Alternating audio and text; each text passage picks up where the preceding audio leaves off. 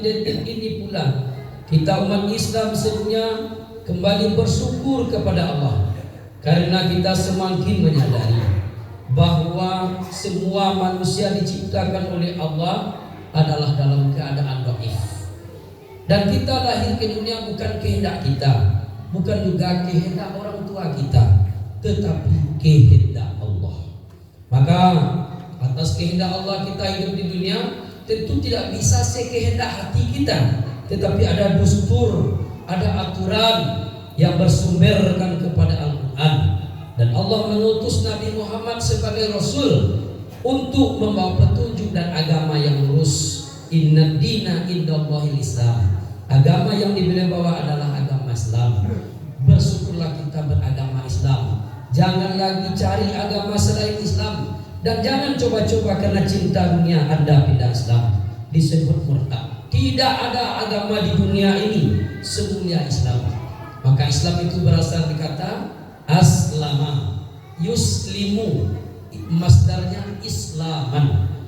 Siapa yang meyakini agama itu, lalu dengan sungguh-sungguh dia mendirikan ajarannya dan mengerjakan agama itu dengan sebaik-baiknya, maka dia pasti selamat.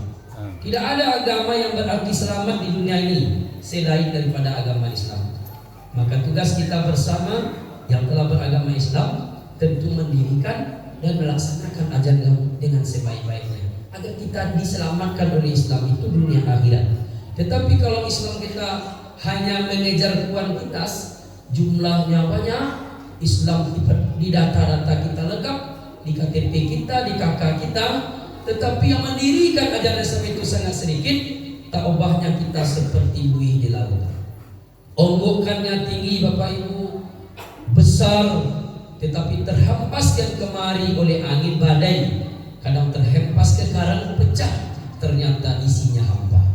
Sehingga umat Islam itu jumlahnya kadang secara kuantitas banyak, tetapi kurang berkualitas. Sehingga kelompok yang sedikit akan bisa mengatur-atur kelompok yang banyak, bahkan dia berkeinginan Islam itu hancur dan pecah belah di permukaan bumi. Sampai-sampai tren topik yang kita dengar akhir-akhir ini, adanya orang-orang kafir ingin melenyapkan 300 ayat Al-Quran. Ini lanjutan kepada kita umat Islam. Barangkali dia berbisik-bisik orang kafir itu Bapak Ibu, andaikan dihilangkan 300 ayat, dia juga takkan marah. Andaikan dihilangkan 300 ayat Al-Quran, dia juga tidak akan tahu, karena semakin banyaknya umat Islam yang kurang minat untuk setiap hari membaca Al-Quran. Sehingga kalau hilang ayat-ayat Al-Quran, kita juga tidak tahu Bapak Ibu, disadari atau tidak. Tahun 2000-an dulu ada kristenisasi di daerah Pasaman. Dia menukar-nukar ayat, bahkan beberapa ayat dipotong-potong, bahkan ayat dilagu-lagukan, seperti juga bacaan-bacaan orang Kristiani dilagu-lagukan seperti irama Al-Quran yang sangat merdu, seolah-olah kita tertipu Bapak Ibu yang berbahagia. Maka dari itu kewajiban kita terhadap Al-Quran kita ingatkan lagi, seperti yang disampaikan oleh Profesor Junaid Al-Goni, dosen ulumul Quran orang Sudan. Sewaktu saya kuliah pasca sarjana di Malang, beliau sangat mengingatkan, kalau umat Islam tidak hati-hati dengan Al-Quran, pada satu saat umat Islam buta dengan Al-Quran. Kalau sudah buta dengan Al-Quran, umat Islam itu gayanya beragama Islam, topengnya beragama Islam, casingnya sangat Islami, tetapi hatinya kosong daripada Al-Quran. Maka 4 cara kita Bapak Ibu untuk kembali kepada Al-Quran, bersahabat dengan Al-Quran. Yang pertama adalah berniat untuk membaca Al-Quran setiap hari. Bapak Ibu, di bulan Ramadan kita telah membaca Al-Quran setiap hari. Maka justru karena itu Syawal sampai Sya'ban jangan abaikan membaca Al-Quran setiap hari. Jadi itu yang pertama. Kedua, umat Islam diharapkan untuk mampu untuk menghafal ayat-ayat Al-Quran. Kalau Al-Quran sudah dihafal, bagaimanapun orang akan menghilangkan ayat Al-Quran tidak bisa. Ditambah lagi Allah yang akan memelihara orang yang membaca Al-Quran dan ayat Al-Quran. Inna nazzalna al-Quran wa innahu hafizun. Kami yang menurunkan Al-Quran, kami yang akan menjaganya, dan kami yang akan memuliakan hafiz-hafiz Quran.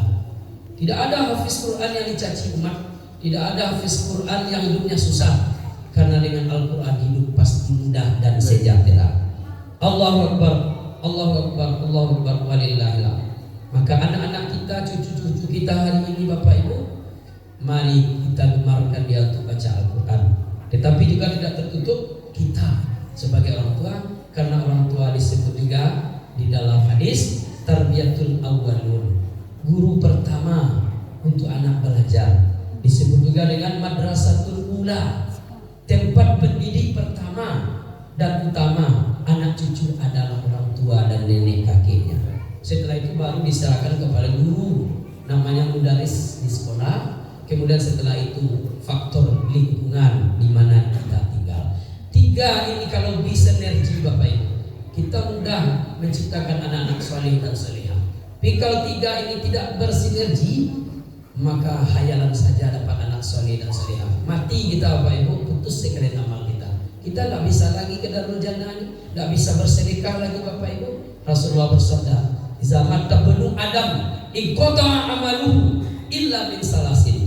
Kalaulah meninggal anak cucu Adam, putus sekalian amal, nggak bisa berbuat apa lagi kecuali tiga macam saja yang selalu mengalir, yang selalu sampai pada kita.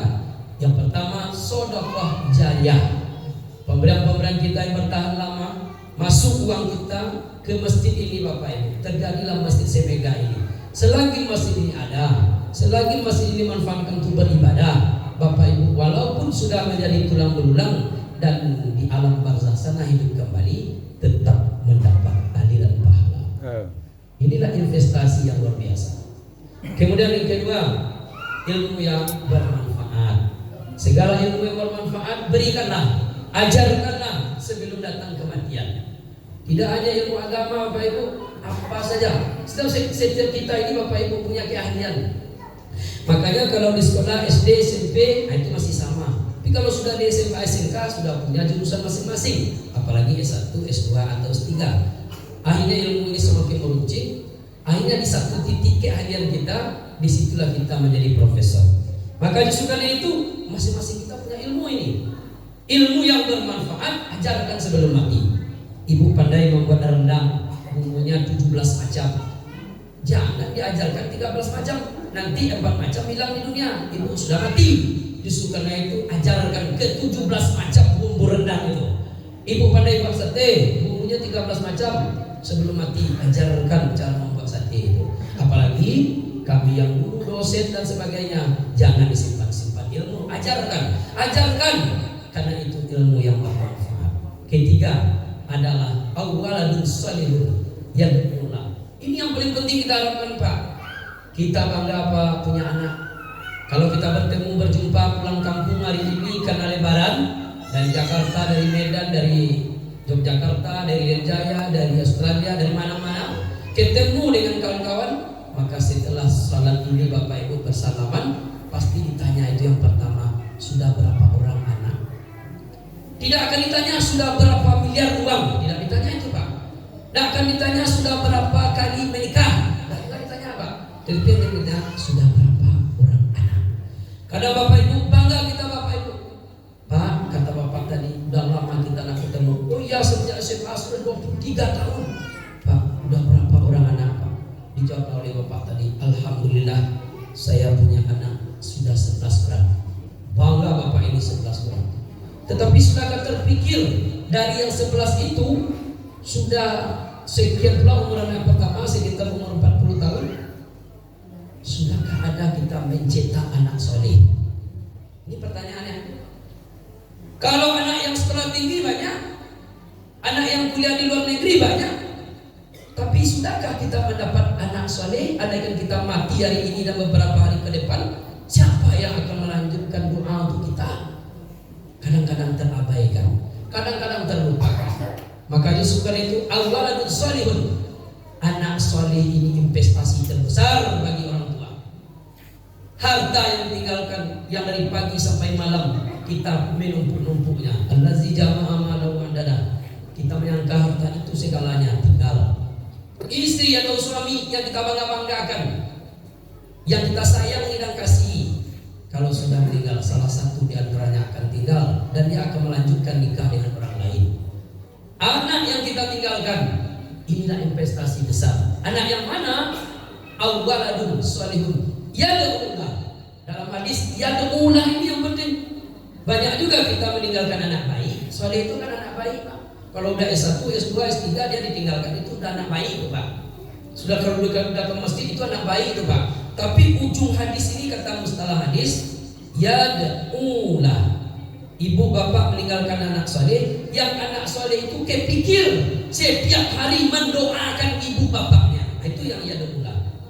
Jadi ada juga anak soleh, Pak, hebat anak itu malah.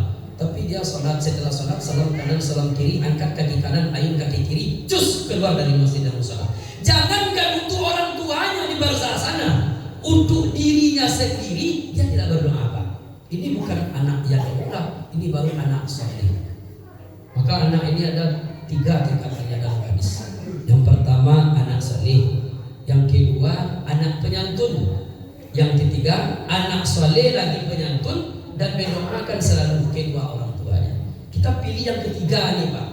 Yang ketiga ini dambaan kita sebagai orang tua, karena kita mencarikan anak di dunia ini, Pak, tak kenal pagi siang dan malam, tak kadang tak peduli halal haram, H3S halal haram hantam saja. Yang penting bahagia 7 keturunan, kecuali yang miskin keturunan ke-8 saja. Kalau 7 keturunan dipikir itu, Pak. Padahal yang paling penting kita perhatikan selain itu adalah yad'ulah, anak-anak soleh yang selalu kepikir dan ingin mendoakan kita kalau kita sudah di barzah sana. Di barzah itu enggak sebentar, Bapak Ibu, lama di barzah itu. Kenapa? Hidup kita ini, Bapak Ibu, setelah mati ini, jangan kita menyangka mati. Roh kita, Bapak Ibu, berkumpul di barzah, transit. Bagaikan kita dari BIM ke Jakarta, ke Soekarno-Hatta, lalu kita, Bapak Ibu, akan pergi ke Bali. Maka transit dulu sampai di Soekarno-Hatta. Transit itu, Bapak Ibu, berbagai menunggu. Kadang-kadang menunggu 3 jam, 4 jam, kita bosan, Pak. Ketahuilah kalau transit kita di barzah itu, Bapak Ibu yang berbahagia, itu sangat lama sekali. Sehingga Bapak Ibu, transit kita di situ dalam tafsir Mustafa Al-Raji, dalam surat-surat Makkiyah, nanti kan akan jatuh bintang, bulan, matahari bentrok, habis gravitasi matahari, barulah datang kiamat kubra. Nah, menurut pakar fisika hari ini diperkirakan, bukan pasti, akan hancurnya matahari itu, habis gravitasi matahari itu sekitar 6 miliar tahun lagi. Itu perkiraan otak manusia, mana tahu jauh lebih dari itu. Jadi kalau Bapak Ibu mati hari ini, mati kita hari ini, Bapak Ibu, kita harus transit dulu di barzah roh kita itu 6 miliar tahun. Kalau Bapak Ibu tidak percaya, cobalah mati sekali lagi. 6 miliar tahun, Pak. Kita transit, baru datang kiamat kubra. Itu baru pemikiran akal ahli. Luar biasa. Dengan apa kita disemakan 6 miliar tahun? Hidup di dunia hanya 63 tahun, telah merasai mengaluh.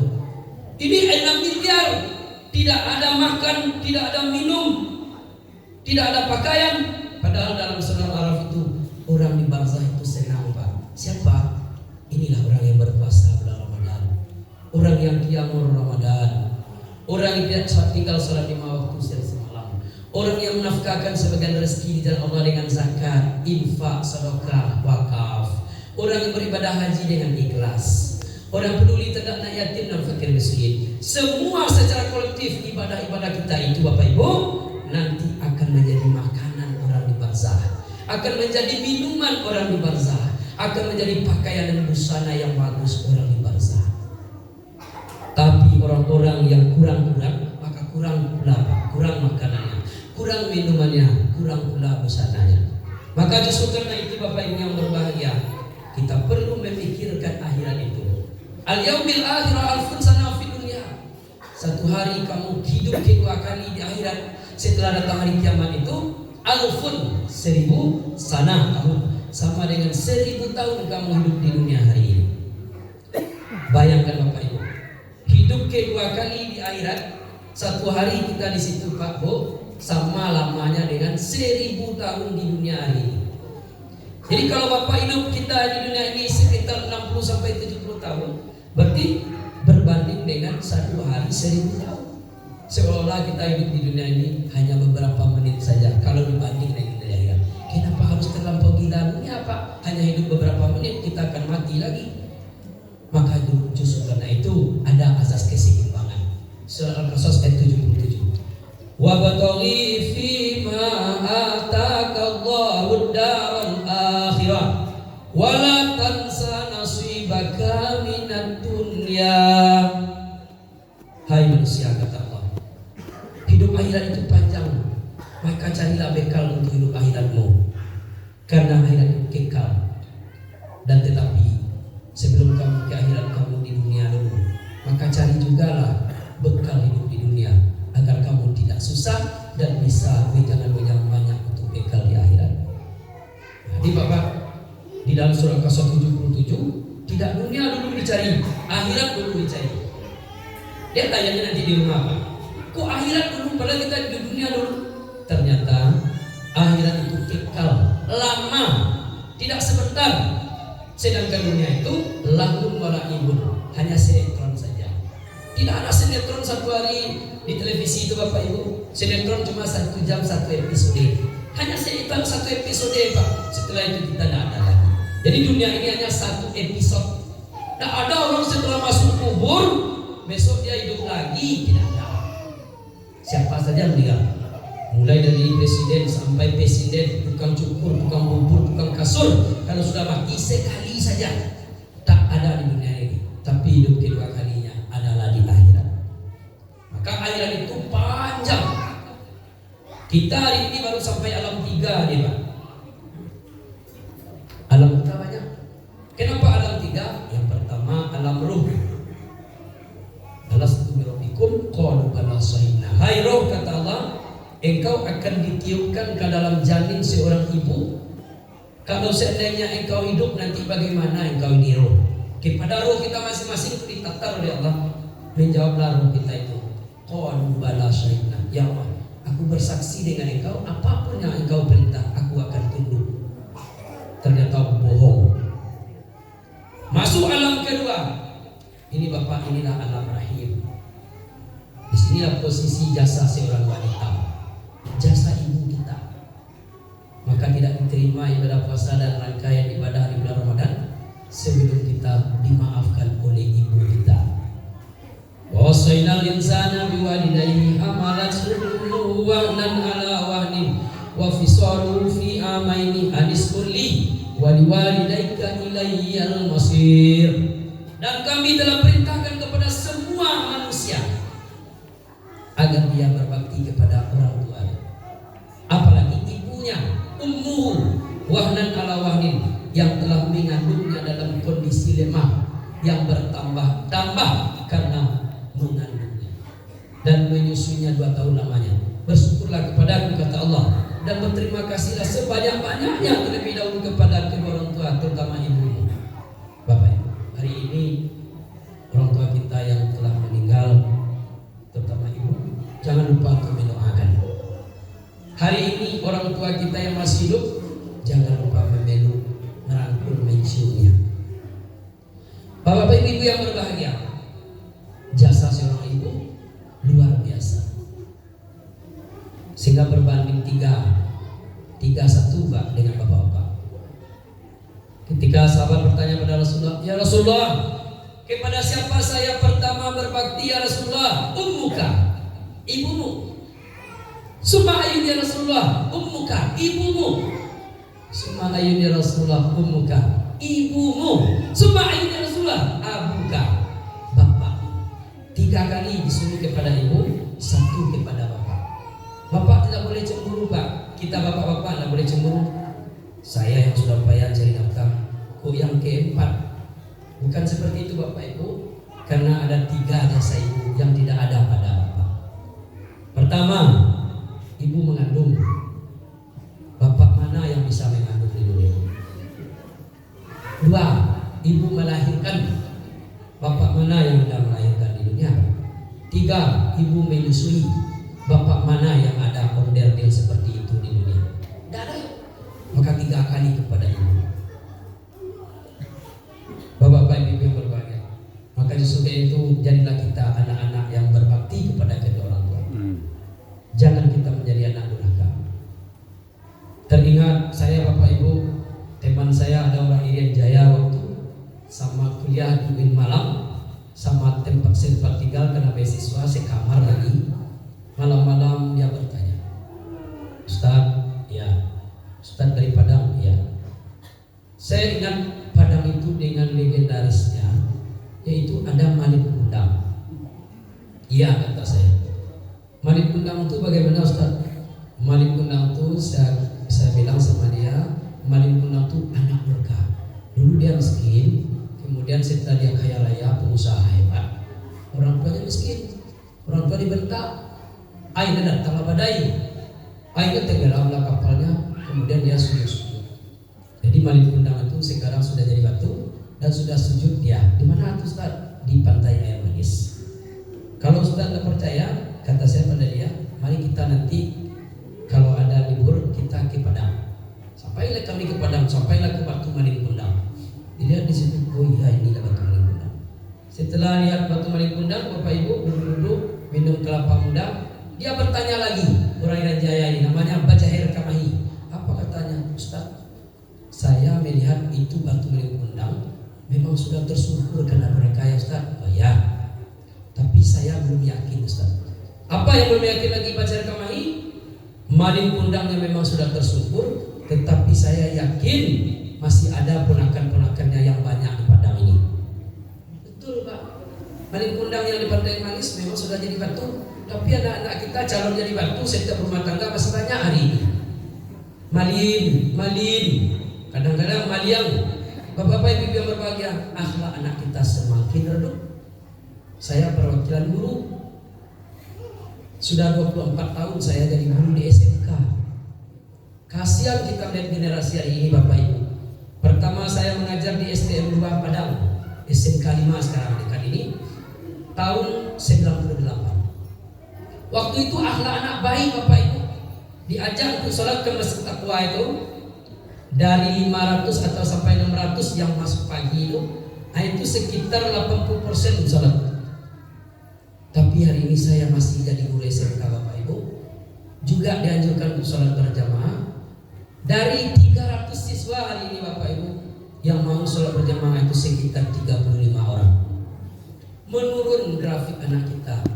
Begitu juga Bapak Ibu akhlak anak kita. Kalau dahulu Bapak Ibu yang berbahagia, anak kita berhenti menegur kita, Pak, seperti itu. Tapi kalau sekarang hanya main klakson aja Pak. Klakson aja, kalau dia mau mepet kita, dia klakson aja Pak. Sambil mengangkat kepalanya, lehernya itu tegang, ya suaranya keras, dan lehernya ini pakai urat yang sangat besar, Pak. Gitu. Wajar Bapak Ibu. Saya penelitian dulu ke Yogyakarta. Beda juga orang Jawa dengan orang Minang nih Bapak Ibu, di satu sisi. Apa bedanya Bapak Ibu? Kita perlu juga belajar di situ. Orang Jawa itu perlu juga belajar orang Minang. Ketika kita belajar ke situ Bapak Ibu, di SMA 1 Yogyakarta, apa di situ terjadi Bapak Ibu? Anak-anak tadi semua berbahas. Apalagi kalau datang tamu, guru tamu, dia bersalaman Bapak Ibu, bersalaman, kemudian dia merunduk. Pak, seperti itu Bapak Ibu. Lanjut semuanya, Pak, lanjut semuanya. Tapi setelah kita pulang Bapak Ibu, mengajar lagi di SMK kita. Beda Bapak Ibu. Kalau anak-anak di Jawa kepalanya ke bawah, Pak. Kalau anak-anak di sini kepalanya ke atas, Pak. Berbeda Bapak. Beda sekali. Begitu Bapak Ibu yang berbahagia. Justru karena itu anak yang baik itu salah satu cirinya kepalanya menegur ke bawah ketika menegur menyapa orang tua. Nah ini sudah hilang juga Bapak akhlak. Terjadi lagi Bapak dunia terbalik. Apa dunia terbalik? Tahun 98 Bapak Ibu, bagi siswa yang bawa AP, apa kata kepala sekolah di sistem 2 Padang? Bapak Ibu, wali kelas dan guru piket, tolong masuk ke lokal-lokal razia. Siapa anak yang bawa AP? Diambil Bapak dari sekian ratus anak, dapat AP sekitar 22. Tahun 98, 99, 2000 itu HP ini masih langka. HP-nya Sony Ericsson pakai antena. Bapak Ibu yang berbahagia, disurati orang tuanya. Ternyata anak-anak yang pakai HP itu anak pejabat Kota Padang, anak konglomerat Kota Padang. Yang tidak punya HP itu bapak-bapak hanya anak orang melarat, hanya lihat-lihat. Akhirnya Bapak Ibu panggil orang tuanya. Pak, Bu, jangan diberi HP anak ya Pak Bu, mengganggu kepada yang lain. Oh iya. Akhirnya bagaimana Bapak Ibu dilarang. Tapi sekarang Bapak Ibu dunia sudah terbalik. Dengan datangnya corona, belajar online, maka siswa wajib pakai HP. Bertanya juga kepala sekolah, Bapak-bapak, ibu-ibu guru PK dan wali kelas, siapa juga hari ini yang belum punya HP? Tolong datang, panggil orang tuanya. Kan terbalik Pak. Kalau dulu HP dapat mengganggu satu lokal dan anak satu HP orang kaya, anak konglomerat, yang lainnya Pak lihat situ terganggu pembelajaran, bantu mendengar radio tahun 70-an. Itu siapa? Banyak HP disita. Kalau sekarang Pak masuk guru ke lokal, apa kata guru? Siswa sekalian, kalian 18 orang, ibu ingin bertanya, siapa yang masih belum punya HP ini zaman? Ada menunjuk 1-2 orang. Bu, saya belum punya Bu. Siapa orang tuanya? Panggil orang tuanya. Datang orang tuanya. Bu, kenapa anak ibu belum juga diberikan HP? Apa kata orang tuanya? Hidup serba susah. Anak saya kuliah dengan 1 di MP 1, ini 1 SMK. Jadi yang 2 itu sudah diberikan, ini belum. Oh, tidak bisa Bu, belikan Bu. Kena belajar online. Tugas-tugas harus dikirim ke guru. Kalau tidak ada HP Android tidak bisa. Oh, tidak bisa Messenger sibuk, tidak bisa. Karena Messenger tidak bisa mengirim pesan. Akhirnya bagaimana kata orang tuanya? Iyalah Pak Bu, maaf, insya Allah besok kembali. Kalau perlu Pak sampai kayanya tidak kayu janjang di kapiak. Kalau perlu janjang orang lain di kapiak. Akhirnya utang Pak. Utang-utangi Pak. Seperti itu hari ini. Kan dunia terbalik. Sekarang anak sudah punya HP Pak. HP-nya bagus dari guru dan dosen. Dia mampu beli HP karena orang kaya 8, 9, 10 juta. Tetapi kadang-kadang kita lupa mengontrol pemanfaatan HP. Di orang tua Bapak Ibu harus hati-hati. Kalau anak diberikan HP, jangan sampai di situ. Kita harus mengontrol anak dalam pemanfaatan HP. Terjadi di sekolah kami Bapak Ibu. Anaknya sudah kelas 12. Katanya mengirim tugas, dia tidak mau keluar dari kamar. Keluarnya hanya 1 kali seminggu. Apa kata kedua orang tuanya? Alhamdulillah Pak, wak balian anak wak pirancak. Lain yang mengirim taruh, ini mengirim. Lain yang mengirim tugas, taruh. Kan gitu Bapak Ibu. Akhirnya bagaimana Bapak Ibu? Ternyata anak ini video call dengan pacarnya. Akhirnya keluar 1 minggu ini untuk pergi berzina. Apa yang terjadi? Belum lagi tamat sekolah sudah hamil di luar nikah. Gimana akan disuruhkan kepala orang tua nih Bapak Ibu? Ternyata orang tuanya juga orang hebat. HP-nya HP bagus, belinya 8 juta. Anak yang 2 juta tetapi terkontrol, tidak apa-apa, membawa manfaat.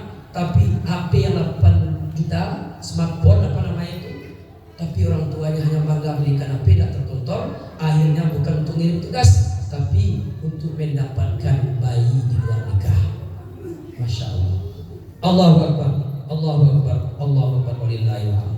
Maka dari itu Bapak-bapak, ibu-ibu sidang jemaah yang berbahagia, kita dapat simpulkan khutbah kita hari ini. Yang pertama, ibadah puasa yang kita lakukan dan qiyamul Ramadan yang kita dirikan hendaknya mengantarkan kita kepada surga. Amin ya rabbal alamin. Karena masuk surga itu Bapak ada 3 jalan. Pertama, nanti ada masuk surga itu langsung tanpa dihisab.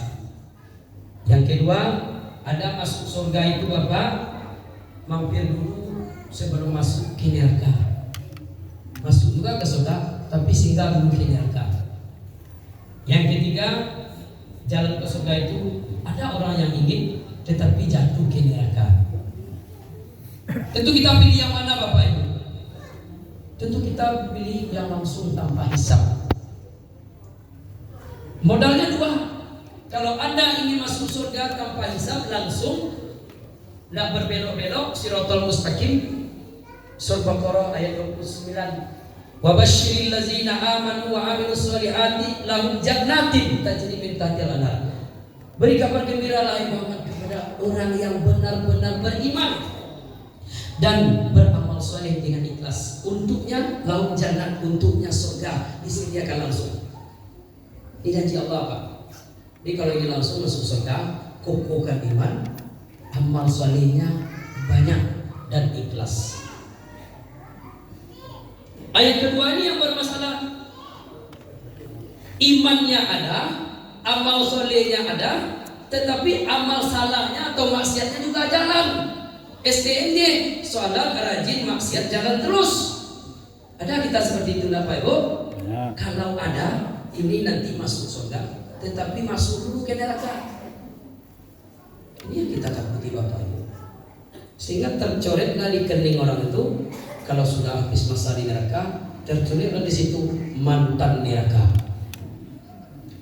Gaya kita bukan main, kita mudah-mudi dalam surga, tapi bertulis di kening kita mantan neraka. Akhirnya tidak berani menatap bidadari. Dan bidadari pun kurang mendekat kepada kita, Pak. Karena ada di kening kita stempel namanya mantan ahli neraka. Itu akhirat, Pak. Kalau dunia hari ini ada juga orang mantan orang yang tidak salah, mungkin ragu juga orang. Mantan korupsi tertulis, mungkin ragu juga orang berteman sama dia. Mantan pemaling, mantan pezina, tapi di dunia ini belum. Di akhirat nanti kiranya, Pak, tertulis mantan neraka. Karena ada tulisan mantan neraka, seolah-olah dia mengatakan lebih baik saya di neraka saja daripada di surga. Begitu hinanya. Kemudian Bapak, yang ketiga ini adalah orang-orang kafir, orang-orang yang menyembah berhala, orang-orang yang mempersekutukan Allah, maka dia ahli neraka. Bapak Ibu yang berbahagia, kesimpulan yang terakhir, Ramadan telah mengantarkan kita menuju ampunan. Semoga segala dosa dan kesalahan kita selama ini betul-betul diampuni oleh Allah Subhanahu wa taala. Kedua, Ramadan telah mengantarkan kita untuk pemanfaatan dan menambah jumlah daripada ibadah kita. Karena di dalam bulan Ramadan ada malam Lailatul Qadar. Lailatul Qadar lebih baik dari 1000 bulan. Walaupun umat Nabi Muhammad umurnya 63 tahun, tetapi setiap tahun ada satu malam yang datang namanya Lailatul Qadar, bonus 83 tahun beribadah untuk meraih surga yang lebih tinggi derajatnya. Ketiga, Ramadan telah mengantarkan kita meninggikan nilai kita di antara sesama manusia, yaitu derajat takwa. La'allakum tattaqun. Sehingga dengan berpuasa dan qiyamul Ramadan, hari ini kita menjadi hamba yang paling tinggi derajatnya, yaitu atqakum, orang yang bertakwa kepada Allah Subhanahu wa taala. Allah tidak akan memandang kecantikan, Allah tidak akan memandang ketampanan, Allah tidak akan memandang kekayaan, Allah juga tidak tahu dengan pangkat dan jabatan kita, tetapi Allah akan menilai ketakwaan kita. Terakhir, Ramadan telah mengantarkan kita sampai pagi hari ini yang disebut dengan Idul Fitri, kembali kepada fitrah yang suci. Kullu mauludin yuladu 'alal fitrah. Kamu lahir ke dunia dalam keadaan suci bersih, maka selalulah jaga dan berusaha kalau kamu meninggal nanti juga dalam keadaan suci bersih. Karena Allah Maha Suci, Allah menempatkan orang-orang yang suci di dalam surga Jannatul Firdaus. Raihlah dengan amalmu, jangan kamu banggakan siapa-siapa, karena nafsi ibda binafsi, mulai dari diri dan nafsi binafsi. Di akhirat itu tak ada pertolongan selain daripada karya dan kerja keras beribadah masing-masing selama di dunia. Fakta biru ya ulil absar la'allakum tuflihun.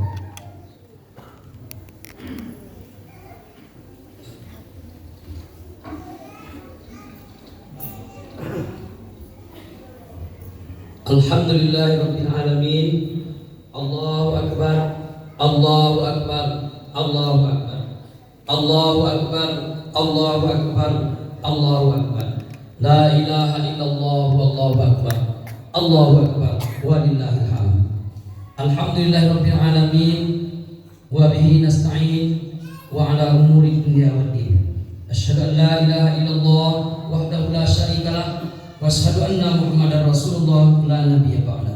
Allahumma shalli ala Muhammad wa ala alihi washabihi ajmain. Amma ba'du fa ibadallah, ittaqullaha haqqa tuqatih wa la tamutunna illa wa antum muslimun.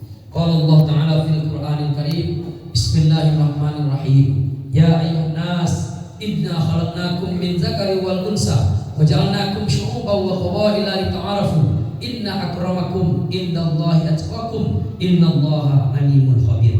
Innallaha wa malaikatahu yusalluna 'alan nabi ya ayyuhalladzina amanu shallu 'alaihi wa sallimu taslima.